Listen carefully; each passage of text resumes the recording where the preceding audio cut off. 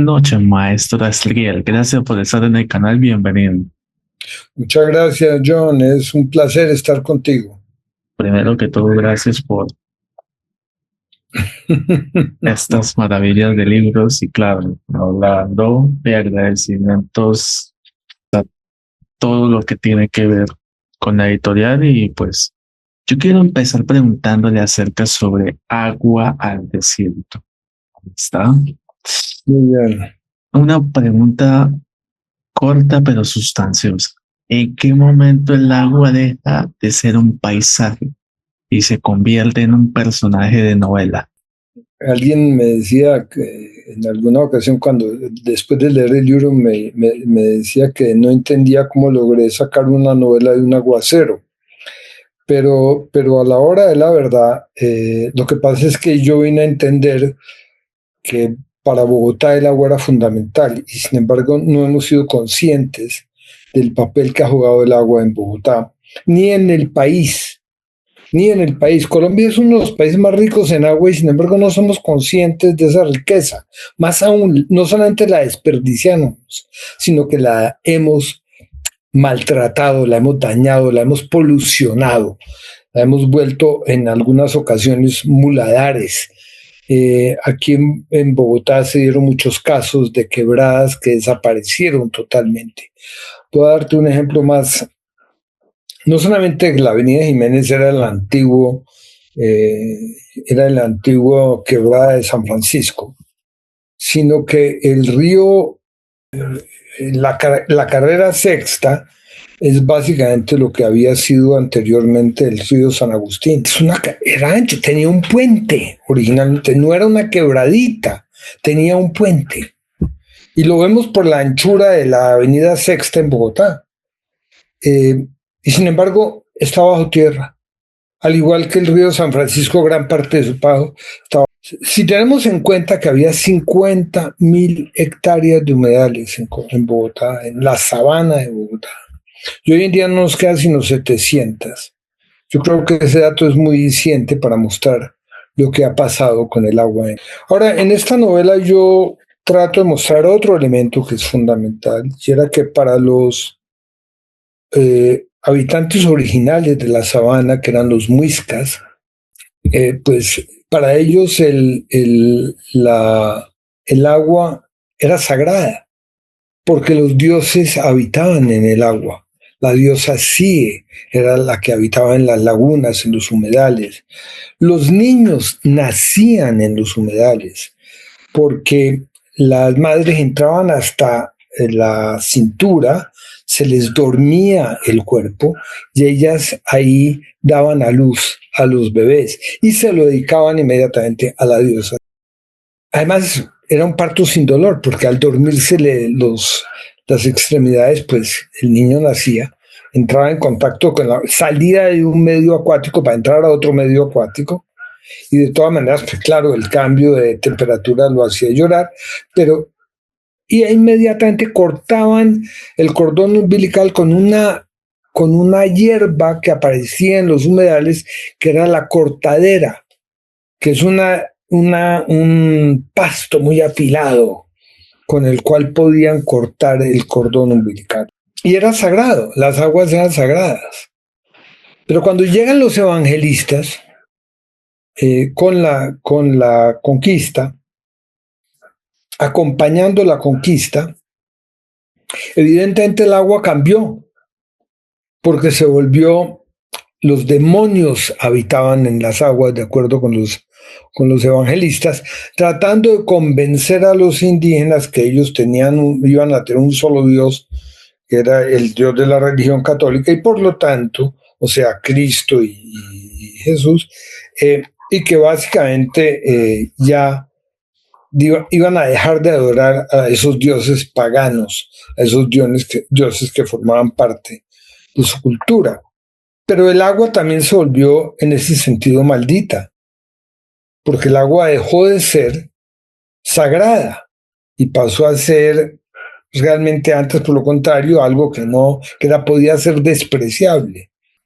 También pasó otro elemento que fue muy dramático. Los indígenas, pues, tenían un cierto respeto por el agua que no se tenía de la misma manera con la cristiandad, que también siempre tuvo conflictos con los paganos en el comienzo, porque también los paganos se deleitaban en los baños, mientras que de alguna manera la cristiandad dejó de bañarse y dejó de tener esa relación con el agua, y por eso se hablaba del famoso olor de la santidad, que no era otra cosa que el olor de la falta de baño. Indígenas se bañaban normalmente, entraban a bañarse a las quebradas, entraban a bañarse en los humedales. Pero esto empieza a desaparecer, empieza a haber una voltereta, llamémoslo así, teológica y una visión de la importancia del agua. Y en ese sentido empieza a despreciar. Ahora, hay otro elemento que también hay que tener en cuenta, que era que de pronto empiezan a botar las basuras en las quebradas, porque claro, como el agua mueve la basura, mueve los desperdicios, sin ninguna conciencia que esa agua va a llegar a algún sitio y que va a afectar, ese mugre iba a caerle a alguien. No, lo importante es que yo ya no lo veo. Entonces, de nuevo era un problema de la inmediatez y no de una concepción general de lo que pasa o pasaba con las quebradas, o a dónde iban a llegar las quebradas, quién iba, qué agua, esas aguas a quiénes iban a alimentar.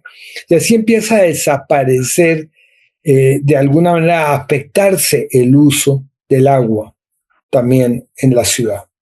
Yo usé el ejemplo de Bogotá porque pues, básicamente vivo en Bogotá y porque me impresiona mucho lo que pasó en Bogotá, porque en Bogotá muchas de las aguas desaparecieron. Le voy a dar un ejemplo. Bogotá tenía aguas termales. Nadie se acuerda de que hubo aguas termales. Bogotá tenía una cascada. Ya nadie se acuerda dónde quedaba la cascada. Todo eso desapareció. Y desapareció porque no había un respeto hacia el agua. Por lo tanto, el agua, claro, se vuelve el gran personaje de esta novela, del agua al desierto, pero con la salvedad. Sin darnos cuenta, nos estamos moviendo hacia el desierto. Nos estamos moviendo a la desaparición de las aguas. Nos estamos volviendo también con unos elementos que fue la sabana de Bogotá de pronto se vuelve, es un gran hato ganadero.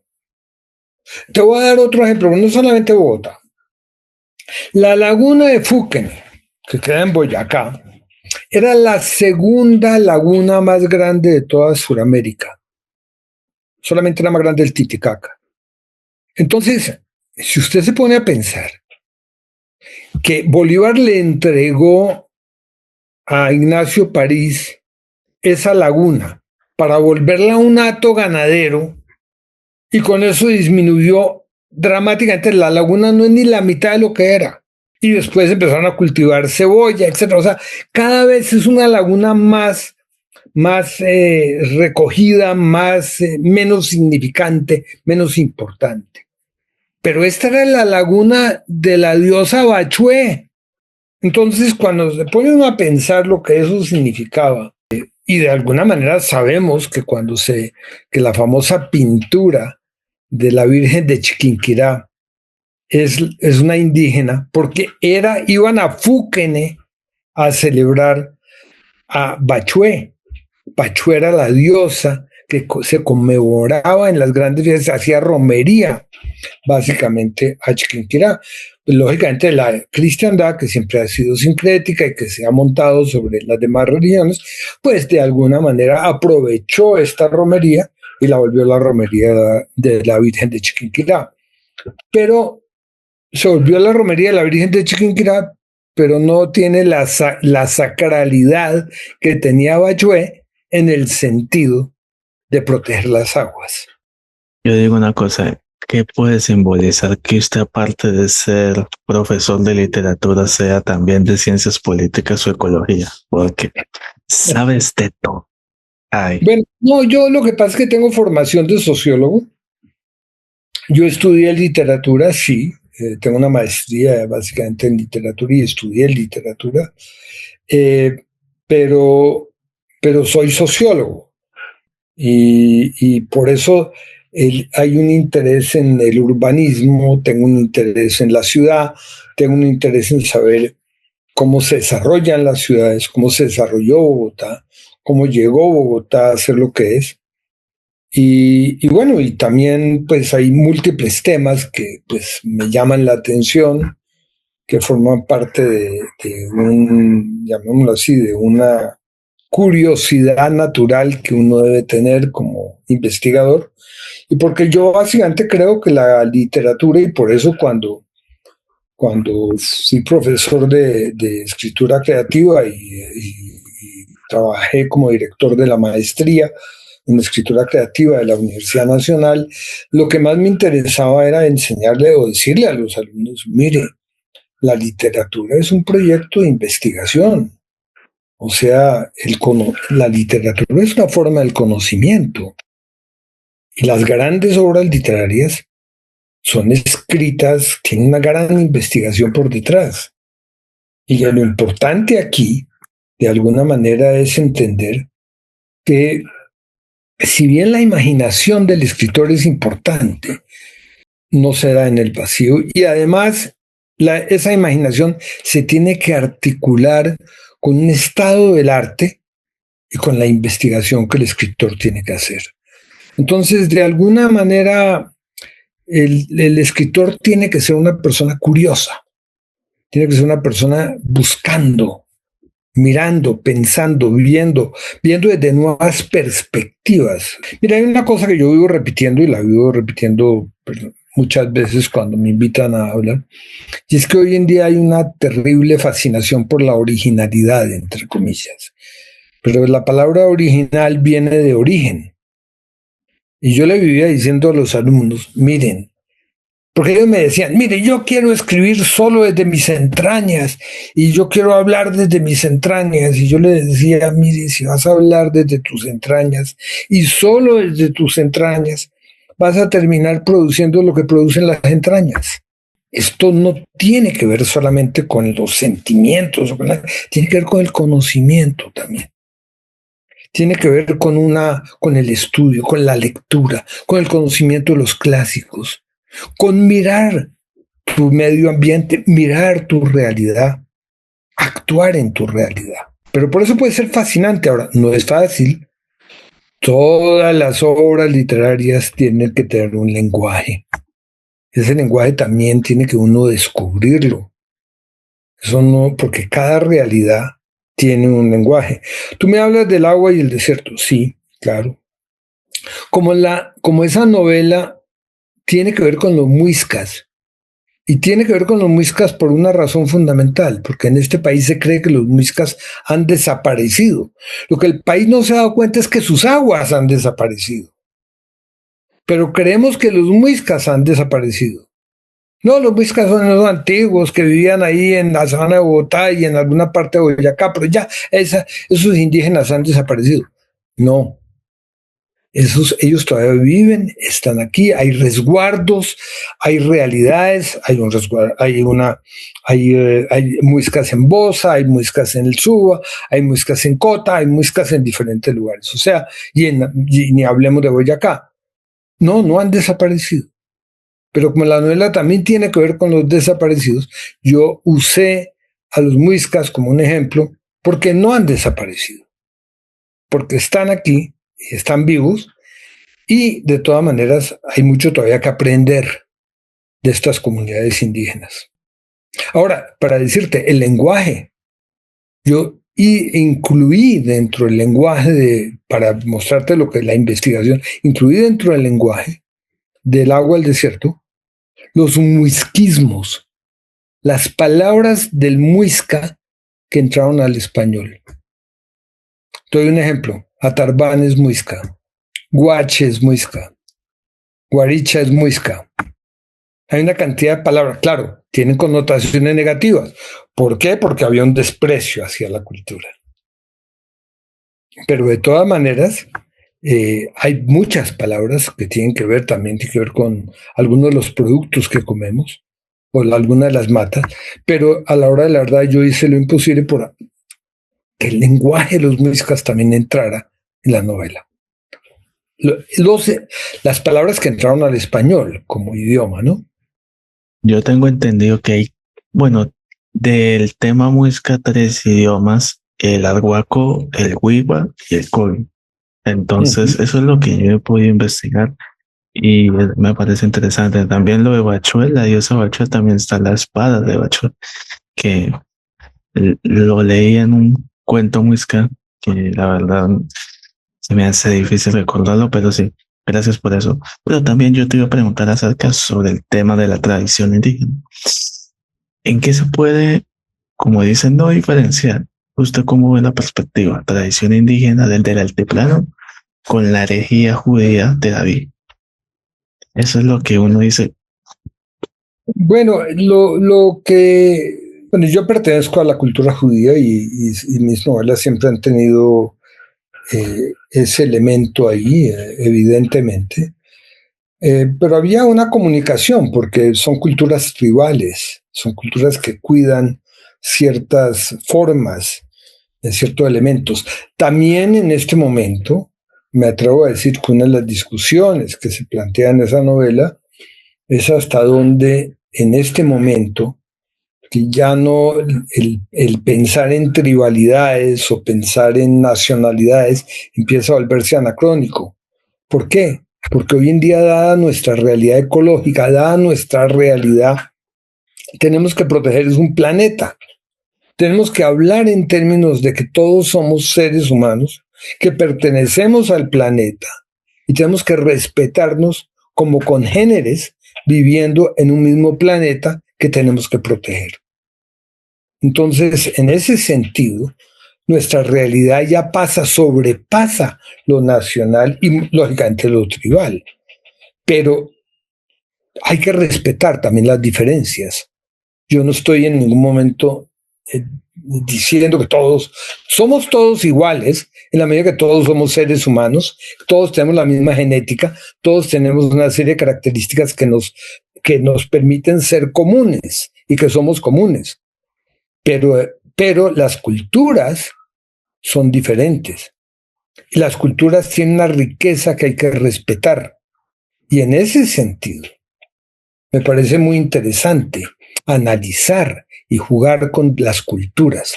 Y por eso traje a colación en esta novela mitos muiscas y los relacioné o jugué con ellos para mirar los mitos que surgen de la Biblia y encontrar vasos comunicativos. Yo iba a decir Etza, Apahui y Nukuy, que son como la ANEM de los muiscas, pero bueno, gracias. Si no, nos adelantamos y eso es spoiler el libro, pero gracias, maestro. Vamos a hablar sobre el siguiente libro. Vamos a hablar sobre el rumor del... Astracán. ¿Es Colombia un refugio o solo un escenario del desamparo humano? ¿Qué opinas desde tu versión sociológica? Bueno, mire, a mí me interesó mostrar dos cosas. Yo no escogí la época del rumor del Astracán por casualidad, es la década de los 30, mediados de la década de los 30, donde están pasando dos elementos.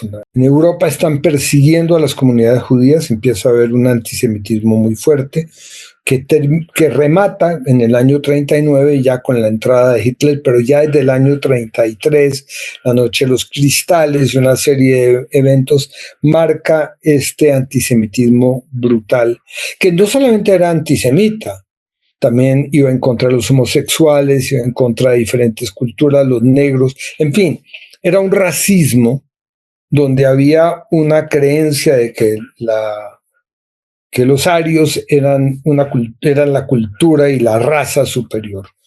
Ese racismo yo lo critico de alguna manera, pero también eso generó una migración de europeos a Colombia. Lamentablemente, en ese momento en Colombia también había racistas. Y por ejemplo, Luis López de Mesa, que era el canciller de la República de esa época, prohibió la entrada de judíos o les puso dificultades. Entonces, era también interesante mostrar esos elementos. Pero el año 30, en el año 36, aparece otro fenómeno muy curioso, y es que en el año 36, López Pumarejo expide la ley 200, del año 36. La ley 200 es la ley de tierras. Es la primera gran reforma agraria que tiene Colombia. Y esa reforma agraria produce una violencia interna.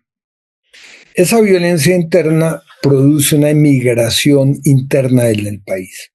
Por lo tanto, tenemos un fenómeno de una migración externa que está llegando, no era muy grande, no fue una emigración como la que, por ejemplo, vivió Estados Unidos o Argentina, donde ya en Argentina fueron 100, 150 mil personas. Aquí no, aquí llegaron máximo 10 mil.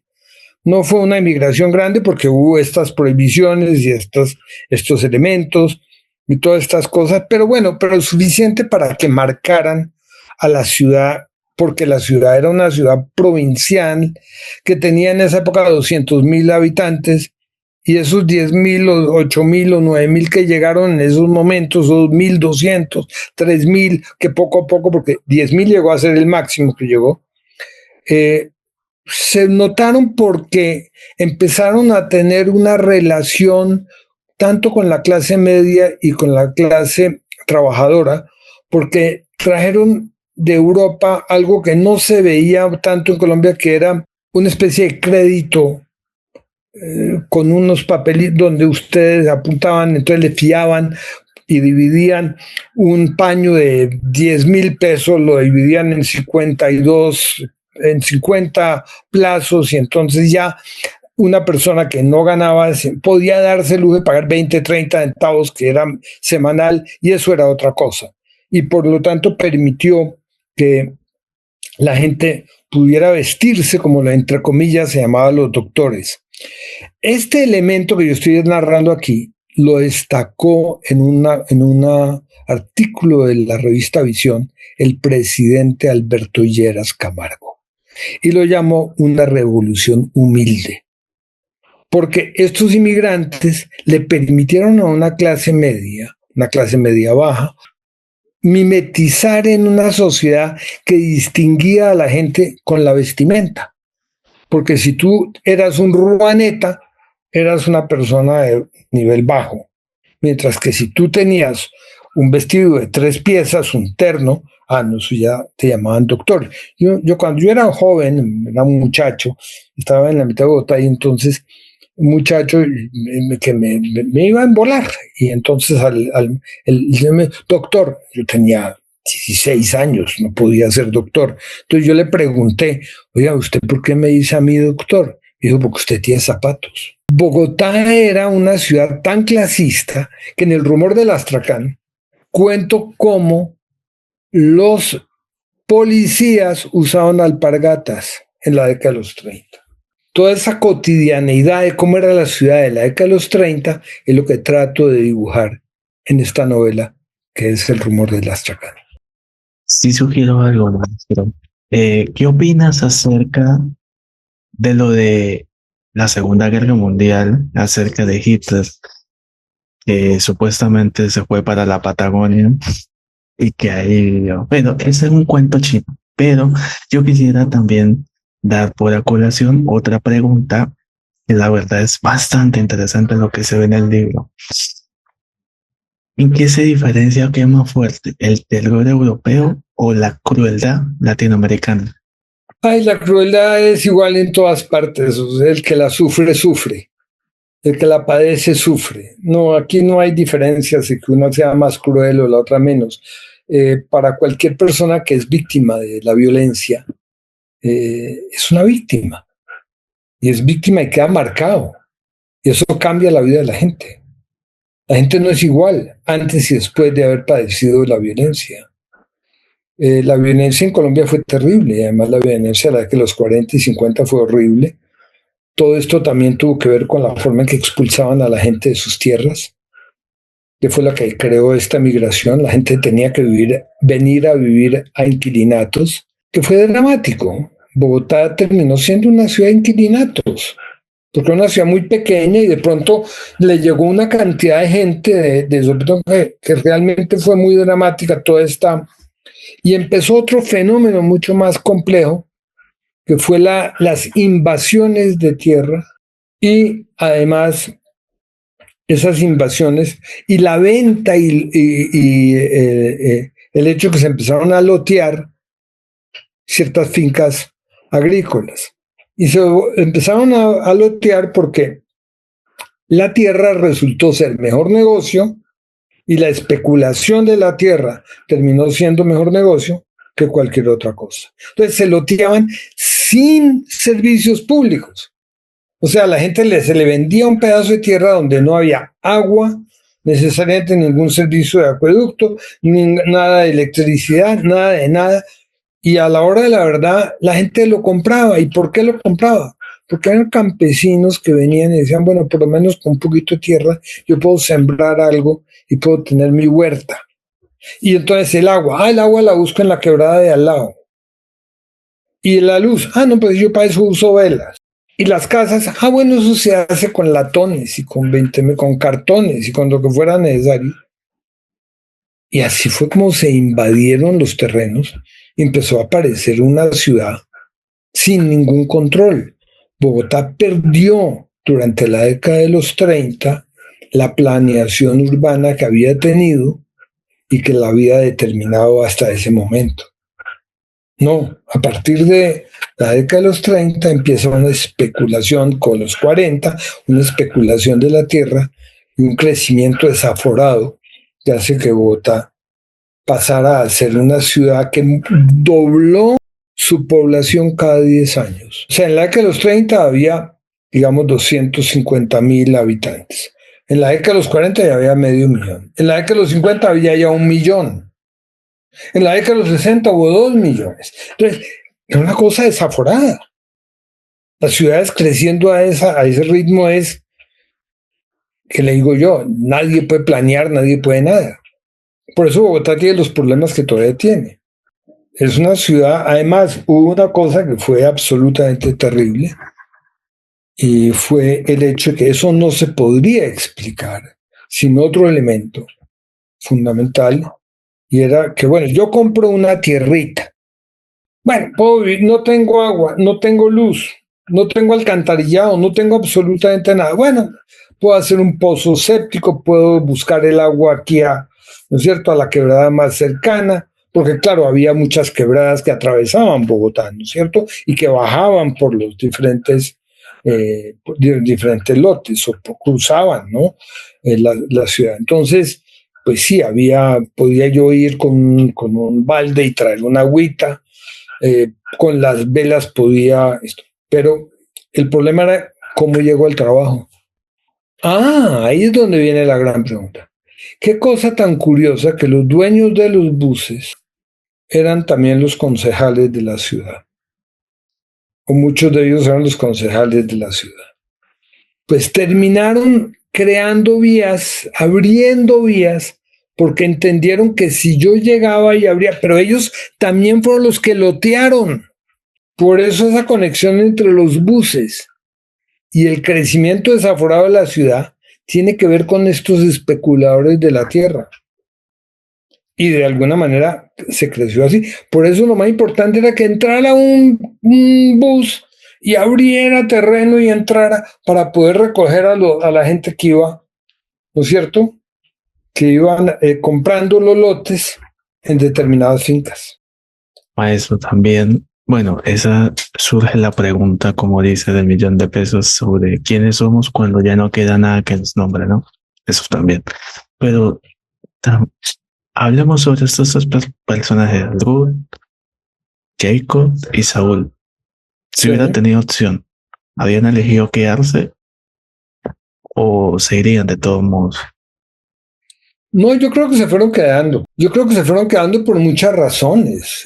La gente se quedó porque iban desarrollando empresas, iban teniendo tiendas, iban conociendo la ciudad, tenían cierto conocimiento. Era un país que necesitaba ese conocimiento también, y iban encontrando sus caminos. Y además lo que pasa con todas las inmigraciones, los hijos ya nacieron acá. Yo soy un ejemplo de eso. Yo nací aquí, pero mi padre había venido de Europa, de Polonia. Mi madre venía de Barranquilla, pero conoció con mi papá, se casaron en Bogotá.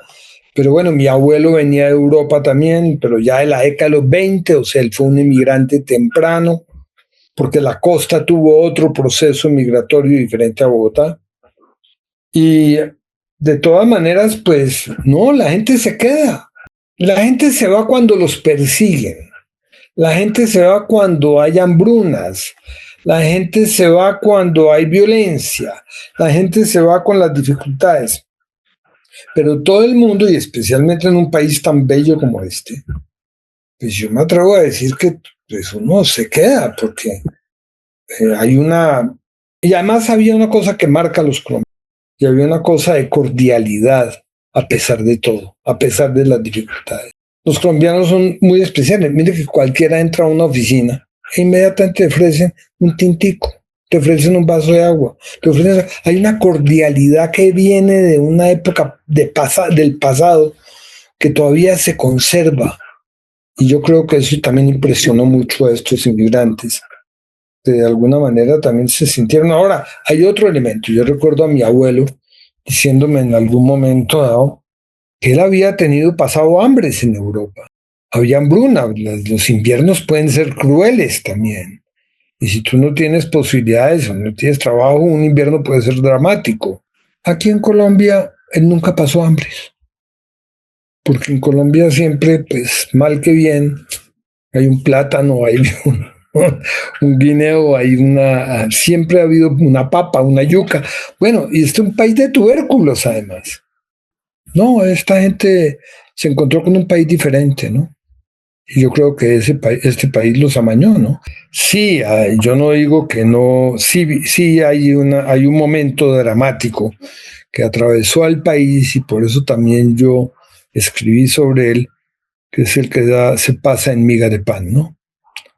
Porque Miga de Pan es una de mis novelas que trabaja el tema, un tema dramático que atravesó al país, que fue el secuestro.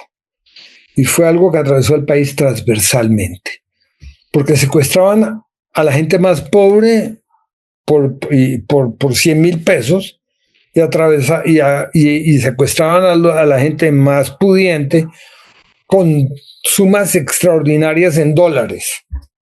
O sea, claro, eso sí generó una serie de esto. La comunidad judía, que nunca fue grande, pero sí perdió el 25% de su población durante la década de los 80 y los 90 debido a los secuestros. Y yo analizo el gran drama del secuestro, lo que implicó, porque la gente cree que el secuestro es un problema individual. No, el secuestro es un problema familiar. Toda la familia queda secuestrada. Toda la familia quedaba esperando una llamada. Toda la familia queda pendiente de qué es lo que está pasando. O sea, y esto podía ser por meses, y por una cosa muy dramática. O sea, el secuestro que todavía persiste en el país, que algunos grupos delincuenciales no entienden el daño que esto ocasiona, y aún los grupos políticos que creen que todavía esa puede ser una forma de financiación para ellos, no entienden lo que le hacen al país y el daño en términos general que le hacen a la gente. En ese sentido, claro, yo fui muy pensado. Además, en Colombia uno no sabía en la década de los 70, la década de los 80 y los 90, uno ni siquiera sabía quién lo había secuestrado, porque podía ser la guerrilla, podían ser los paramilitares, podían ser la delincuencia común. En fin, había miles de los narcotraficantes, en fin, fue muy dramático y era muy difícil saber, pero marcó al país. El secuestro marcó a Colombia, ¿no? Y por eso decidí escribir esa novela, que curiosamente ha sido una novela traducida a varios idiomas en el extranjero y muy reseñada en el exterior, debido a que maneja el tema del secuestro desde una perspectiva del trauma también, y desde la perspectiva familiar, lo que le pasa a la familia. Y es una novela que me obligó a mí a hacerme muchas preguntas. En primer lugar, leí todo lo que pude sobre secuestro y era muy dramática los testimonios y todo lo que pasaba, gente que las metían en un closet o los metían en un foso y los dejaban ahí encerrados. No, fue muy cruel y muy despiadado. Eh, Todo eso, pues. Pero entonces la gran pregunta mía era cuando yo terminé de leer todos esos testimonios, me hacía una pregunta, bueno, si yo manejo el tema desde esa perspectiva, solo del testimonio, ¿quién va a querer leer esto? Porque eso es muy dramático. Yo creo que todavía en la literatura uno tiene que ser capaz de atrapar al lector y ser capaz de hacer que él tenga ganas de seguir leyendo. Y por eso, de alguna manera, yo pues conté la historia desde otra perspectiva y con un elemento curioso que era el gabinete de maravillas que él como secuestrado había creado y le dio otro sabor a a la novela que hizo que en Holanda, en Dinamarca, en Italia y en Alemania que se leyera y de alguna manera tuviera cierto reconocimiento y pues cosa que me alegra, ¿no? Pero bueno, en Bogotá hay que entender una cosa, ¿no? En Colombia está en tercera edición, o sea que no se quedó tampoco quieta, sino que fue una novela que también tuvo su relativo éxito. Si hablamos de migas de pan, me has respondido dos preguntas, lo cual le agradezco, pero hay una duda. Si cada objeto del gabinete pudiera contar una historia, ¿cuál sería el más chismoso? Es una buena pregunta. Yo no sé, yo diría que hay varios que podrían darte. Uno sería el del tiempo, porque está el famoso calendario de las rupturas, que de alguna manera yo lo quise incluir porque cuando a uno le rompen el tiempo, que es uno de los dramas que sucede cuando se entra con el secuestro, uno de los elementos que marca el secuestro, que también es importante, es que el secuestrado entra en una especie de presente continuo. Eso es algo dramático. Usted no tiene pasado, ya no tiene futuro, ya no tiene nada, solamente tiene un presente que no termina, que continúa, que está ahí y que no se acaba. Entonces, ese elemento tan dramático, que también es un elemento temporal, hizo que yo pensara en lo que era el salón del tiempo en el gabinete. Ese sería uno de los que creo yo que sería importante porque además el calendario de las rupturas no termina, es continuo, sigue dándose de acuerdo con lo que él, o sea, marca los diferentes años que él considera que debería haber habido un momento de ruptura, pero la deja abierto para que todos los años algún elemento marcara esa ruptura, ¿no? Yo creo que en nuestros días hay varios, pero sin lugar a dudas lo que pasó en Gaza es una ruptura. Y sabes que, bueno, para pasar a la expectativa de lo imposible, había una conferencia que yo vi en sus publicaciones en Instagram que estaba y que de pronto no hicieron esta pregunta, pero la respondiste, solamente la quería dar por enterada, y es que violencia humana colombiana, más que todo, funciona como espejo, es el ruido frente a las violencias heredadas en Europa. Puede considerarse así, ¿no? Entonces, bueno, gracias por eso. Así que, bueno, vamos a hablar sobre el último libro, que ese sí tengo también preguntas, y es sobre, al ser máster en literatura, el arte literario es un ente vivo, por así decirlo. Tiene vida y todo. Hay que alimentarlo con café, citas de Borges, otras noches existenciales. Sí, mira, la expectativa de lo imposible es un libro de ensayos, ya es un libro de ensayos que decidí recopilar un poco frente a las preguntas que me habían hecho los estudiantes durante la maestría y frente a las necesidades. Porque claro, la gran pregunta es cómo se escribe, cómo hace uno, cómo, ¿no es cierto? ¿Qué hacemos? Yo tuve la gran suerte también de dictar la lección inaugural de la maestría de escrituras creativas de la Universidad de Sevilla, que me invitó a dictarla. La maestría en Bogotá, la maestría en escrituras creativas de la Universidad Nacional, fue la primera maestría en escrituras creativas de América Latina. Hay que entender que nuestra tradición tenía dos elementos muy curiosos. Uno era que se creía que el talento nace y no se hace. Y de alguna manera siempre yo consideré que eso era una visión también clasista y racista, porque eso no es así. El conocimiento se puede enseñar, el conocimiento se aprende, y para eso están las universidades. Además, las universidades tienen que ser instituciones democráticas, o sea, que le permiten a la gente y al país crecer, entrar al mundo y conocer el mundo.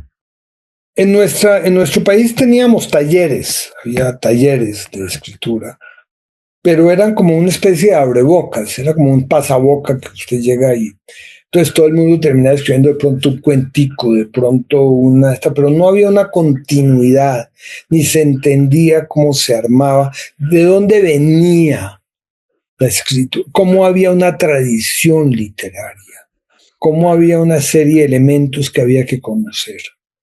Y por lo tanto la maestría trató de buscar eso y hacer que la gente fuera consciente de que también hay una tradición que hay que conocer y que esa tradición que la forman los clásicos, de alguna manera es lo que nos permite entender cómo la escritura llegó a donde llegó, cómo los lenguajes evolucionaron, cómo ha habido diferentes formas de ver la realidad y además cómo la mirada, cómo la perspectiva es fundamental. Puedo dar un ejemplo porque habíamos hablado al comienzo, yo traté de hablar del original. Grandes escritores como Chaucer siempre decían que pues, esta obsesión por lo original es ridícula. Y de alguna manera, si uno se pone a pensar y mira para atrás, y piensa en la Ilíada y piensa en la Odisea, pues la Ilíada tenía la tradición de los mitos griegos que estaban ahí, los dioses, toda la historia, pero también estaban los mitos de los argonautas, que fue lo que ayudó a hacer, de alguna manera, construir la historia de Odiseo. Pero, en cierta forma, la Ilíada y la Odisea, que marcan el comienzo de es lo que permitió que ya aparece el primer autor, porque es que Homero es, entre comillas, el primer autor, pero Homero es una colección de bardos. Lo que tenemos, lo que realmente llamamos la Ilíada y la Odisea, es el texto fijado en la época de Pisístrato, es el siglo VI antes de Cristo. Entonces, realmente había una serie de bardos que cantaban estas historias en unas festividades religiosas y se cantaban estos mitos, que eran mitos muy bellos, estos cantos divinos. Pero eso se fija en el siglo VI. Ya cuando aparece Virgilio, ya Virgilio es un autor, pero Virgilio va a construir la Eneida a partir de la Ilíada y la Odisea. Y une las dos historias. Comienza con la Odisea, con la salida de Troya de Eneas, que Eneas es un troyano, que los troyanos han perdido la guerra, pero él va a ir porque los dioses han decidido que él debe fundar la ciudad de Roma. Entonces, además, la historia del caballo de Troya no está ni en la Ilíada ni en la Odisea, está básicamente en la Eneida. Entonces, hay una continuidad y cómo Virgilio une estas dos historias y vuelve esto una historia diferente, porque es la historia de la fundación de Roma. Pero además le mete un bello romance, que es el romance de Eneas y Dido. Y esta historia se vuelve fantástica y maravillosa. Lógicamente, Dante no coloca a Virgilio por casualidad como su maestro y que lo va a llevar de la mano al paraíso, ¿no? Yo siempre he criticado, cuando digo que critico la Eneida, lo digo en una forma un poco burlándome de mí mismo, porque claro, es una mega obra que uno, eso es imposible, pero siempre me ha dolido mucho que no llevó a Virgilio al paraíso, que lo dejó en el purgatorio porque era protestante. Y la, la Divina Comedia es una épica cristiana, entonces católica ante todo. Entonces, el pobre por ser pagano no podía entrar al paraíso. Pero todos los paganos están en el infierno de alguna manera. Entonces es muy, muy, muy especial, pero es una gran obra. Es una gran, gran obra. Lógicamente, nadie puede leer El Paraíso Perdido de Milton sin pensar en Dante. Así vamos viendo cómo hay una genealogía, un gran crecimiento. Shakespeare está basado en ¿qué? En Ovidio, sin lugar a dudas. Y bueno, y Cervantes trae el Cantar del Mío Cid y todas las historias de caballería por detrás. O sea, no podemos creer que estamos en el paraíso. Hay una tradición que tenemos que conocer y una tradición que es la que nos permite tener un piso y engranarnos en ese piso para poder mirar nuestra realidad. Por eso siempre se ha dicho que esa locura por lo original es un poco rara, porque por ejemplo tomemos el caso del Edipo Rey. El Edipo Rey era un mito que se conocía. Lo conocían desde tiempos atrás, era un mito que todo el mundo conocía. Ah, pero nadie lo contó como Sófocles, porque la forma en que lo cuenta Sófocles, donde el propio Edipo es como su detective que quiere buscar al asesino del Layo sin saber que él es el asesino, es lo que da un giro a la tuerca que hace que realmente sea una obra extraordinaria. Entonces, este afán por la creatividad a veces es extraña. Yo acabo de leer un bello libro que se llama El silencio de las jóvenes, de una autora inglesa o norteamericana que se llama Pat Barker, donde cuenta de nuevo la historia de la Ilíada, pero desde la perspectiva de Briseida, la esclava que fue amante de Aquiles. Maravilloso, maravilloso. La perspectiva visto desde cómo ella, como troyana, que había sido esclavizada, ve la guerra de Troya. No, eso es una cosa. Todo depende de la perspectiva, de la mirada. Ese es el punto fundamental. Los escritores tenemos que ser conscientes de que la mirada es fundamental. ¿De dónde vas a mirar tu realidad? Yo creo que al final esos estudiantes pudieron haber dicho la pregunta, ¿no? Para pasar. ¿Entendí todo o necesito releer esto? Pero bueno, eso está como esperando a la película de Christopher Nolan, La Odisea. No sé cómo se va a retratar, pero alguna vez. Pero vamos a verla, porque de todas maneras no se critica. Nolan no deja de ser un autor interesante. Así, no defrauda también. Y por último, ¿cómo define su trabajo en una palabra? Ay, pues como todo, la palabra trabajo significa eso, laboriosidad, rigor, disciplina, ante todo eso, ¿no? Yo creo que hay que tener una disciplina, hay que trabajar todos los días, hay que meterse en esto de cabeza. Ahora, a veces es leyendo, a veces investigando, y cuando uno ya se sienta a escribir, pero de todas maneras se toma nota permanentemente, se está haciendo, está en eso. Y además hay otro elemento importante que lo quiero decir aquí. La única forma de escribir es escribiendo. La única forma en que las novelas avanzan es escribiendo. La única forma en que se desarrolla el pensamiento es escribiendo. Y de alguna manera uno cree que es que las cosas están en la cabeza. No, están en los dedos. Cuando escribes van saliendo. Antes no. O sea, el escritor es el que escribe, no el que necesariamente lee, ni el que necesariamente piensa, sino el que escribe. Y en ese sentido es duro porque la escritura no es fácil. Todos los que hemos escrito sabemos que el lenguaje es un delfín enjabonado, que se le escapa a uno de las manos. Todos sabemos eso. Entonces, de una manera muy particular, hay que escribir, y escribir se hace escribiendo. Y es como nadar. Cuando uno se va a meter a la piscina es fría y es horrible. Y es solamente en la medida en que vas braceando que te vas calentando. Lo mismo pasa con la escritura. Es en el arte mismo de escribir que uno empieza a llegar. Y a veces hay que tragar agua, como cuando uno está aprendiendo a nadar.